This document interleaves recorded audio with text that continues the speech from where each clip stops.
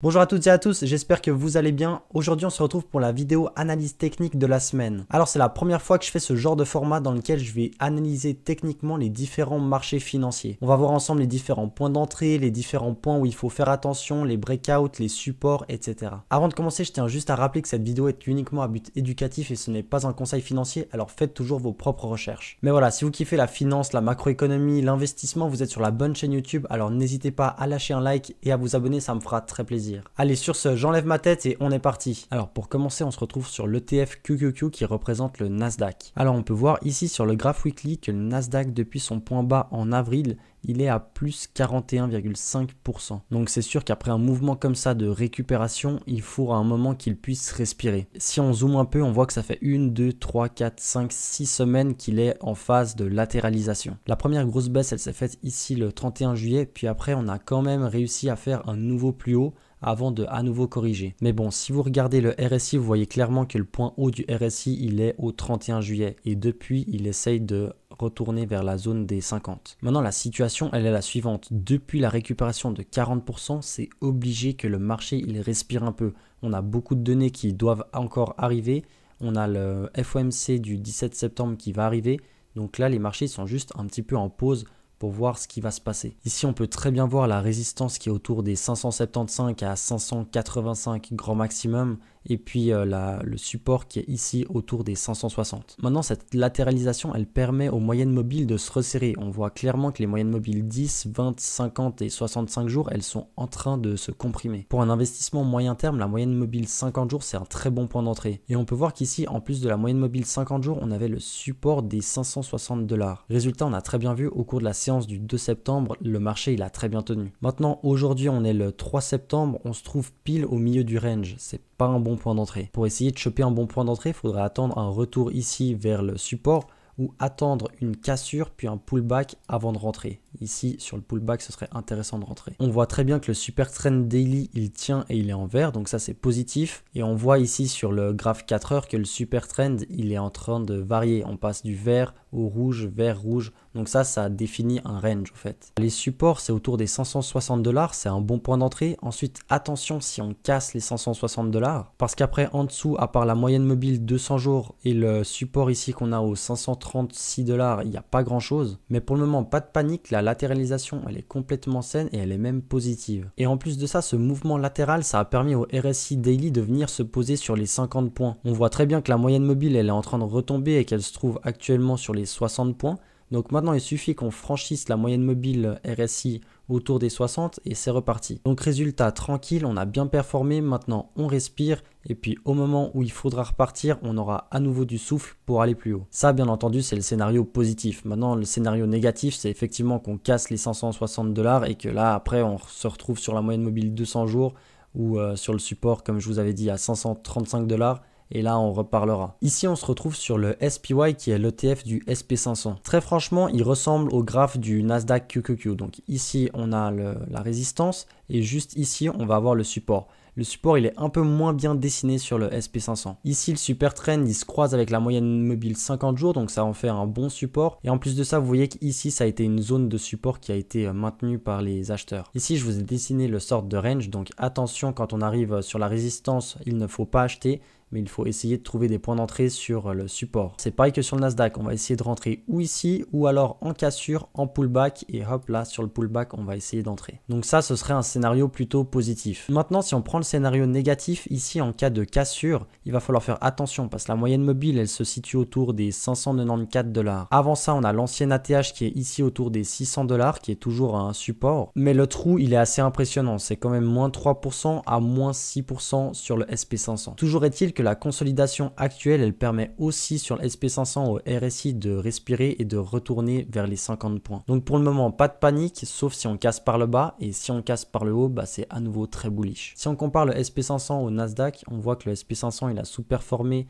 depuis fin mai jusqu'à fin juillet, début août. Et là, ici, à la mi-août, il s'est retrouvé à surperformer un petit peu le Nasdaq. Un petit mot sur l'ETF IWM et les petites capitalisations. Donc, on peut voir qu'elles ont sous-performé le Nasdaq. Ça fait vraiment un long moment. C'est carrément depuis décembre 2024 qu'elles sous-performent. Et si on remonte à plus loin, carrément depuis novembre 2022 que c'est une sous-performance des petites capitalisations. Maintenant ici on a un regain d'énergie depuis qu'on sait, enfin à 95% que Jérôme Powell il va baisser les taux d'intérêt. Alors techniquement c'est assez beau parce qu'on a réussi à franchir la moyenne mobile 200 jours ici et à effectuer un pullback avant de casser le précédent plus haut juste là. Et maintenant on se retrouve ici assez perché. Si on regarde, on a clairement un support autour des 225-226 $ sur IWM. Le seul bémol que je vois là, c'est que cette cassure, elle n'est pas très puissante. C'est-à-dire qu'ici, on a eu une cassure du précédent plus haut et ensuite, on a eu un pullback direct sur la moyenne mobile exponentielle 10 jours. Et on peut voir ici, si on compare avec le Nasdaq, que depuis que ça a cassé, le IWM, il a de la peine par rapport au Nasdaq. Donc la configuration technique, elle est plutôt belle, plutôt bullish, mis à part que la moyenne mobile 200 jours, elle est plate, ce qui signifie qu'au fait, sur 200 jours, il a presque rien fait. Mais là où je veux en venir, c'est que IWM, en ce moment, c'est peut-être pas le meilleur ETF sur lequel investir si on veut de la performance. Techniquement, c'est beau, mais ça manque de puissance. Pour ce qui est des points d'entrée, maintenant qu'on a cassé ici le précédent plus haut, eh ben, il va falloir attendre un repli sur moyenne mobile 20 jours ou même peut-être un repli sur moyenne mobile 50 jours. Ça devrait se faire assez rapidement si IWM sous-performe le Nasdaq. Si ça explose, c'est possible, ça veut dire qu'IWM va surperformer le Nasdaq et là, il faudra vraiment attendre un repli sur moyenne mobile 20 jours qui sera dans un peu plus longtemps. Ici, j'ai pris le graphique de MDY qui est l'ETF des mid-cap américaines. Donc, c'est presque pareil que sur les petites caps. On voit qu'on est arrivé par le bas, qu'on a franchi la moyenne mobile 200 jours juste ici, on a fait un pullback et on a cassé le précédent plus haut juste là autour des 585-590. Maintenant, on est en train d'effectuer un nouveau pullback sur la précédente cassure juste ici. L'unique problème que je vois à nouveau, c'est que MDY, si on prend dans le passé, on voit que depuis 2023, ça sous-performe le Nasdaq. Alors peut-être qu'avant de se positionner sur cet ETF, il faudrait peut-être qu'il prouve un petit peu qu'il est puissant par rapport au Nasdaq, c'est-à-dire qu'il reprenne le lead. C'est exactement le même schéma qu'IWM. La configuration technique, elle est belle, mais ça manque de puissance. Pour ce qui est du Dow Jones, on voit que depuis décembre, comme tous les marchés américains, il s'est cassé la figure. Et depuis ici avril, il a complètement repris pour même établir un nouveau plus haut historique. Donc on a cassé les précédents plus hauts le 22 août avec une très belle bougie daily et là on est en train d'effectuer un pullback. Au fait, c'est vraiment pareil que les moyennes capitalisations ou que les petites capitalisations.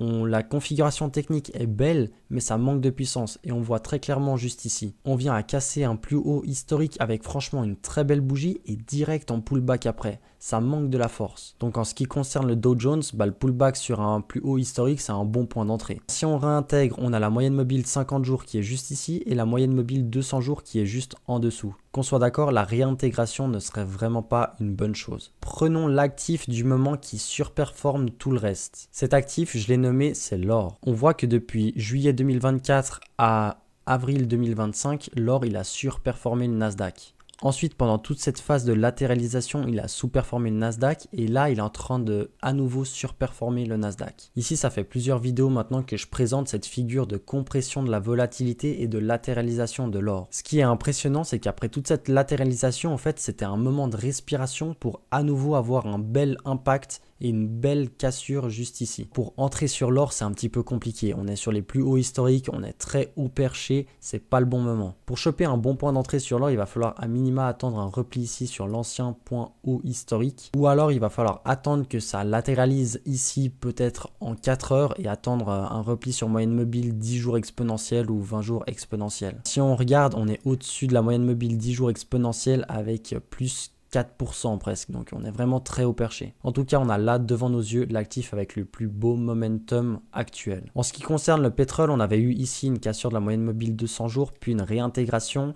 un nouveau test, une feinte de cassure et puis hop, une réintégration. Donc le momentum sur le pétrole, il est plutôt négatif, la tendance, elle est baissière. Ici, on voit même qu'il est venu chercher la moyenne mobile 50 jours avant de se faire rejeter aujourd'hui. Bref, s'il y a un message actuel que le pétrole, il veut nous faire passer, c'est que la situation économique actuelle, elle est pas bonne. Voir un pétrole aussi bas, ça veut dire qu'il n'y a pas assez de demande et qu'on est actuellement dans une récession. Faisons le point maintenant sur les crypto-monnaies en commençant par Bitcoin. Bon, Bitcoin, il nous a fait un très beau double top ici avec la neckline qui a été cassée autour des 112 à 113 000 $.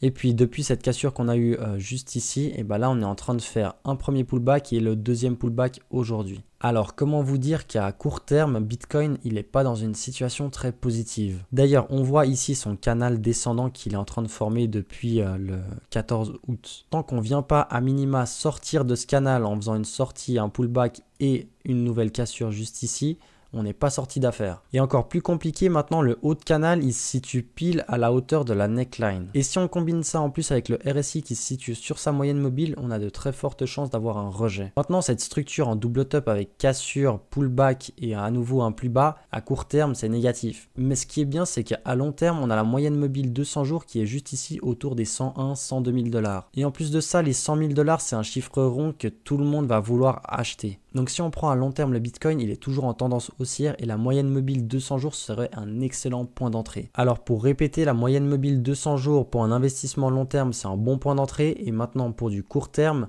si on veut attendre une reprise qui pourrait se passer là, si on parle cette semaine ou la semaine prochaine, il faudrait attendre la cassure de la moyenne mobile 50 jours et réintégration de super trend vert. On verra bien ce que l'avenir nous réserve pour Bitcoin. Du côté d'Ethereum, depuis fin juin, il surperforme le Bitcoin. Et on peut le voir très clairement en plus avec Bitcoin qui s'effondre, enfin entre guillemets il s'effondre, c'est-à-dire qu'il baisse, mais Ethereum lui il consolide, enfin il latéralise. Franchement, il n'y a pas besoin de vous faire de dessin, les 5000 $, c'est une énorme résistance sur Ethereum. Mais avec ça, on a un très beau support autour des 4000 $. Et en plus de ça, il y a la moyenne mobile 50 jours qui est pile ici autour des 4000 $. Donc faisons ultra simple sur Ethereum. Si on a une cassure pullback, là c'est reparti bull run sur Ethereum. Maintenant, plus on latéralise longtemps ici dans ce range, plus la cassure elle va être explosive. Si on veut trouver un bon point d'entrée sur Ethereum, il va falloir chercher le bas de range qui correspond à la moyenne mobile 50 jours et la résistance des 4000 $. On pourrait se faire peur en allant chercher la moyenne mobile 65 jours, mais ensuite si on casse ça,